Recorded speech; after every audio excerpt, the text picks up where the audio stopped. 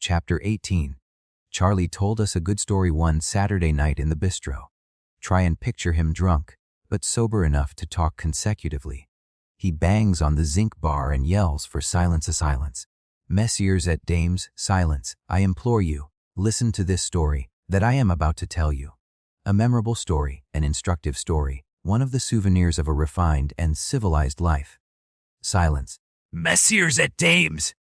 It happened at a time when I was hard up. You know what that is like, how damnable, that a man of refinement should ever be in such a condition. My money had not come from home. I had pawned everything, and there was nothing open to me except to work, which is a thing I will not do. I was living with a girl at the time, Yvonne her name was, a great half-witted peasant girl like Isaiah there, with yellow hair and fat legs. The two of us had eaten nothing in 3 days. Mon Dieu, what sufferings! The girl used to walk up and down the room with her hands on her belly, howling like a dog that she was dying of starvation.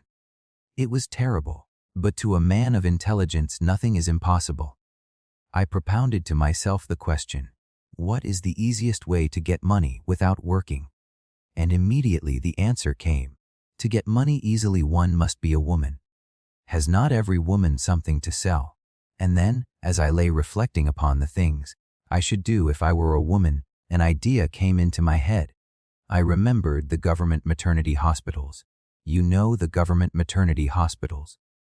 They are places where women who are enceinte are given meals free and no questions are asked. It is done to encourage childbearing. Any woman can go there and demand a meal, and she is given it immediately. Mundayu! I thought, if only I were a woman! I would eat at one of those places every day. Who can tell whether a woman is enceinte or not, without an examination? I turned to Yvonne. Stop that insufferable bawling, I said. I have thought of a way to get food. How? She said. It is simple, I said. Go to the government maternity hospital. Tell them you are enceinte and ask for food. They will give you a good meal and ask no questions. Yvonne was appalled. Mais mon Dieu, she cried. I am not enceinte. Who cares? I said. That is easily remedied. What do you need except a cushion, 2 cushions if necessary? It is an inspiration from heaven, ma chère. Don't waste it. Well, in the end I persuaded her, and then we borrowed a cushion and I got her ready and took her to the maternity hospital. They received her with open arms. They gave her cabbage soup, a ragout of beef, a puree of potatoes, bread and cheese and beer, and all kinds of advice about her baby. Yvonne gorged till she almost burst her skin and managed to slip some of the bread and cheese into her pocket for me. I took her there every day until I had money again. My intelligence had saved us. Everything went well until a year later. I was with Yvonne again, and one day we were walking down the boulevard Port Royal, near the barracks. Suddenly Yvonne's mouth fell open, and she began turning red and white, and red again. Mundayo! She cried. Look at that who is coming. It is the nurse who was in charge at the maternity hospital. I am ruined. Quick, I said. Run, but it was too late. The nurse had recognized Yvonne, and she came straight up to us, smiling. She was a big fat woman with a gold pince, nez and red cheeks like the cheeks of an apple. A motherly, interfering kind of woman.